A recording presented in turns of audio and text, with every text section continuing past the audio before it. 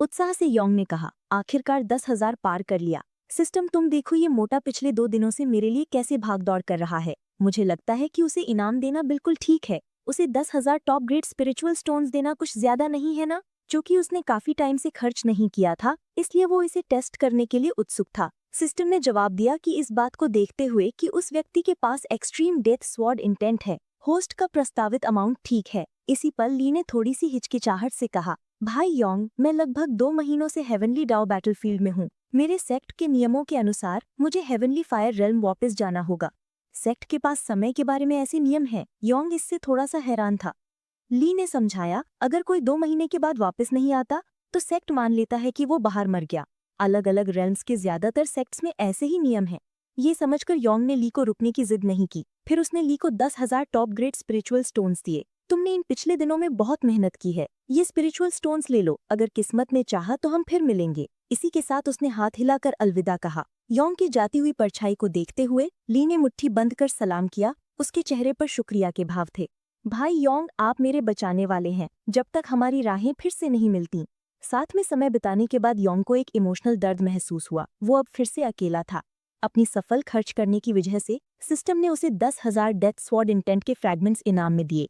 अब तो मुझे ये क्यों दे रहे हो जबकि मोटा चला गया है? योंग ने अफसोस जताया। अगर मैं इन सिस्टम रिवॉर्ड से खर्च भी करूं तो मुझे कोई स्प्लर्ज पॉइंट्स नहीं मिलेंगे। लगता है मुझे उन्हें खुद ही इस्तेमाल करना पड़ेगा। इस सोच के साथ उसने फ्रैगमेंट्स को इंटीग्रेट करना शुरू कर दिया। लेकिन योंग से ज्यादा दूर नहीं, लगभग कुछ 100 मीटर की दूरी पर कल्टीवेटर्स का एक ग्रुप जमा हो गया था। ये देखकर कि मोटा स्वॉर्ड कल्टीवेटर चला गया है, उन्होंने योंग के खिलाफ गलत इरादे पालना शुरू कर दिए। इसके साथ ही उन्होंने योंग को कई दिनों से अपनी स्पिरिचुअल एनर्जी भरते हुए नहीं देखा था, तो उन्होंने मान लिया कि उसकी एनर्जी खत्म हो गई है। एक सफेद बालों वाले नौजवान ने एक बुरा सा एक्सप्रेशन दिखाते हुए जमा हुए कल्टीवेटर से प्रस्ताव रखा। चाहे वो किसी भी रियल्म का जीनियस हो, हम में से कई लोग साधारण कल्टीवेटर्स हैं। अब हमारे पास एक सुनहरा मौका है इसे जीनियस को मारने का। क्या आप सच में इसे मिस करना चाहेंगे? जमा हुई भीड़ में उत्तेजना की एक लहर दौड़ गई। योंग जैसे प्रोडिजी को मारने का मौका लालच देने वाला था। कोई भी इंटरेस्ट ना होने का नाटक करना झूठ होगा। एक डिसाइसिव टोन में सफेद बालों वाले नौजवान ने पूछा, मारना है या नहीं मारना? ये मौका दोबारा नहीं मिलेगा। जब भीड़ ने सफेद बालों वाले युवक की बातें सुनी तो उनके चेहरों पर उत्साह साफ दिख रहा था, क्योंकि उन्होंने अपना फैसला कर लिया था। जैसे ही सैकड़ों कल्टीवेटर्स उसकी तरफ दौड़े, योंग को कोई हैरानी नहीं हुई। उल्टा उसे लगा कि उन्होंने बहुत देर कर दी। अब तक उसने सारे स्वॉर्ड इंटेंट फ्रैगमेंट्स इंटीग्रेट कर लिए थे। ये अल्टीमेट स्वॉर्ड इंटेंट दिखाने का परफेक्ट टाइम था। योंग ने स्ट्रेच करना शुरू कर दिया, जिससे हमलावर उलझन में पड़ गए। लेकिन अगले ही पल एक जबरदस्त स्वॉर्ड इंटेंट योंग से निकला, मौत के डरावने ऑरा के साथ आसपास फैल गया। जैसे ही ये दम घुटने वाला मौत का ऑरा उन्हें घेरने लगा, हर चेहरे पर डर छा गया। उन्हें एहसास हुआ कि उसके पास स्वॉर्ड इंटेंट है। हर कोई भागना चाहता था, लेकिन उस दबाव भरे ऑरा ने उन्हें हिलने नहीं दिया। उनके अंदर लड़ने की हिम्मत ही नहीं बची। सफेद बालों वाला युवक हक्का बक्का रह गया और अपने फैसले पर पछताने लगा। तुम मुझे मारना चाहते हो? योंग की ठंडी और अलग आवाज शांति में गूंजी। उसके पीछे 9 रेडियंस थंडर लोटस फ्लावर्स की एक सीरीज बनने लगी। हालांकि सफेद बालों वाले युवक ने अपनी सेना को इकट्ठा करने की कोशिश की, लेकिन उसे अपने साथियों से बेइज्जती मिली। जल्द ही सैकड़ों थंडर लोटस फ्लावर्स योंग के आसपास जमा हो गए। अब भागना बहुत देर हो चुकी है, योंग ने एक ठंडी आवाज में कहा। फिर हमलावरों की डरे हुए नजरों के नीचे थंडर लोटस फ्लावर ने हमला कर दिया। उस पल में योंग एक देवता जैसा था, एक न रुकने वाली शक्ति। जमीन पर बिखरी लाशों को देखते हुए उसने ज्यादा भावनाएं नहीं दिखाईं। ये वही काल्पनिक दुनिया थी जिसे वो जानता था। हो सकता है वो एक खर्चीला हो, पर वो निश्चित रूप से कोई संत नहीं था। अगर वो दुश्मन थे तो मौत उनकी किस्मत थी। ड्रैगन फिस्ट, क्या तुम मिस्टीरियस हेवन रियल्म से हो? जैसे ही योंग जाने वाला था, एक युवा आवाज ने उसे रोक दिया। मुड़कर उसने पूछा कि वो कौन थी। एक प्यारी सी दिखने वाली छोटी लड़की सामने आई। मेरा नाम लू याओ याओ है, 10,000 फ्लावर वैली से। लगता है अभी तुम्हारी काफी मुश्किल लड़ाई हुई। छोटी लड़की हंसी। फिर भी योंग का जवाब बस इतना था, कभी नहीं सुना। लू याओ याओ ने गुस्से में कहा, क्या तुम सच में मिस्टीरियस हेवन रियल्म से हो? कौन सी अनजान सेक्ट से हो? और तुमने अपना नाम भी नहीं बताया, जबकि मैंने तुम्हें अपना बताया। योंग को उसके नाटक में इंटरेस्ट नहीं था। मैं तुम्हें क्यों बताऊं? उसने पलटकर कहा और जाने के लिए मुड़ गया। लेकिन लू याओ याओ उसके पीछे आने पर अड़ी हुई थी, उस पर सवालों की बौछार करते हुए। कहीं तुम एक अकेले कल्टीवेटर तो नहीं हो जिसका कोई सेक्ट नहीं है? तुम हेवनली डाउ बैटलफील्ड में क्या ढूंढ रहे हो? तुम मुझसे पूछ सकती हो, शायद मुझे कुछ पता हो। वो लगातार बोलती रही। चेतावनी देते हुए योंग ने कहा, अगर तुम नहीं गई तो मुझे तुम्हें मारना पड़ेगा। फिर भी लू याओ याओ बिल्कुल नहीं डरी और कॉन्फिडेंस से भरी हुई थी। मैं ओरिजिनल स्पिरिट रियल्म के 9वें लेवल के पीक पर हूँ, लेकिन मैंने एक सीक्रेट खजाने का इस्तेमाल करके अपनी कल्टीवेशन को दबा रखा है।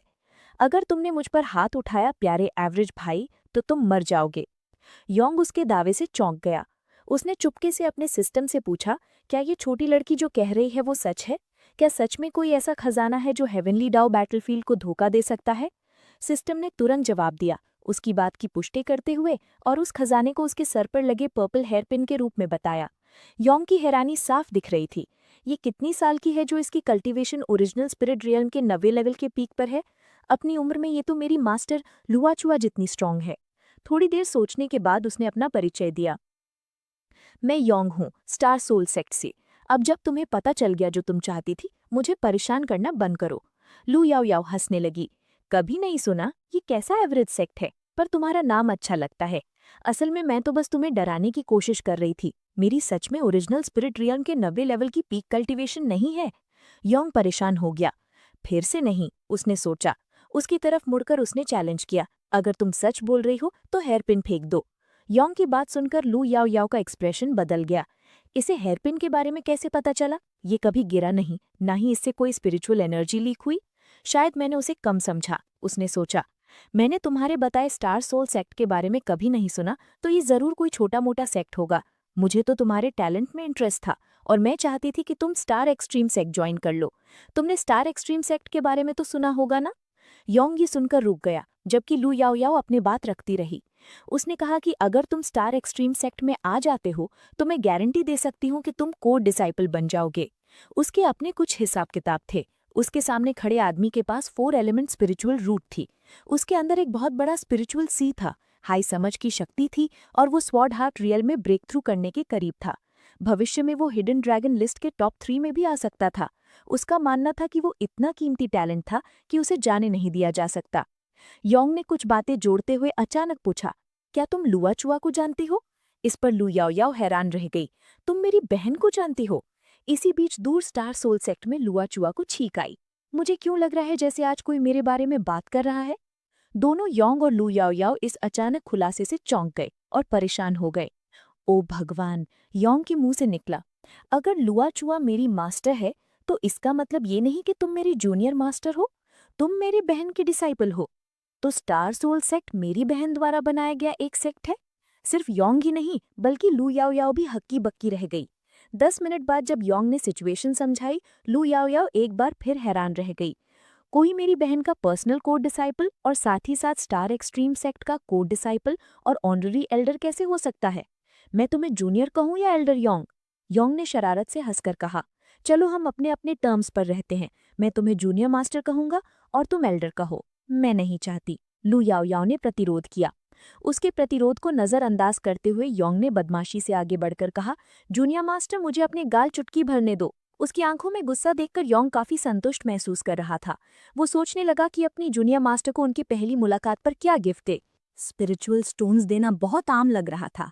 एनलाइटनमेंट पिल एक ऑप्शन था, पर वो बहुत कैजुअल लग रहा था, जैसे कैंडी दे रहा हो। क्या मैं golden silkworm star shining stone दूं, या 9 लीफ सोल रिटर्निंग अर्ब, या शायद पर्पल थंडर मैडलाइन का एसेंस ब्लड? अपने पास मौजूद खजानों को याद करते हुए योंग ने लू याओ याओ को देखा और सीधा पूछा, जूनियर मास्टर, क्या आप बॉडी कल्टीवेटर हैं? हाँ मैं हूँ। तुम्हें कैसे पता चला? वो हैरान थी। उसे लग रहा था कि योंग को उसके राज जानने में महारत हासिल है। रुको तुम, उसने धमकी दी। मैं इस बारे में अपनी बहन को बताऊंगी और इंसाफ लूंगी। लेकिन उसके शब्द अधूरे रह गए जब उसने योंग के हाथ में बीस्ट एसेंस ब्लड देखा, जिससे एक शक्तिशाली ऑरा निकल रहा था। उसकी आंखें, जो आमतौर पर जिंदा दिल लगती थीं, जैसे वो बोल सकती हों, अब उस एसेंस ब्लड पर टिकी हुई थीं। योंग ने समझाया कि ये purple thunder mad lion great demon fairy का एसेंस ब्लड है, जिसने 9 हेवनली डाउ थंडर ट्रिब्यूलेशंस झेले थे। उसका इरादा उसके गाल पर चुटकी भरने के बदले में उसे एक बूंद देने का था, लेकिन उसकी हिचकिचाहट देखकर उसने मना करने का फैसला किया। इससे पहले कि वो अपनी बात पूरी कर पाता, लू याओ याओ तेजी से उसके पास आई, उसका हाथ पकड़ा और खुद अपने गाल पर रख लिया। योंग उसके प्यारे से एक्सप्रेशन पर हंसने से खुद को रोक नहीं पाया। उसने उसे ग्रेट डीमन फेरी का ब्लड दे दिया।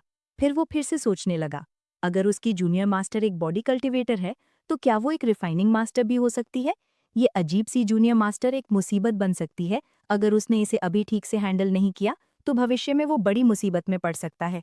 सोचते हुए योंग ने गलती से एक golden silkworm star shining stone जमीन पर गिरा दिया।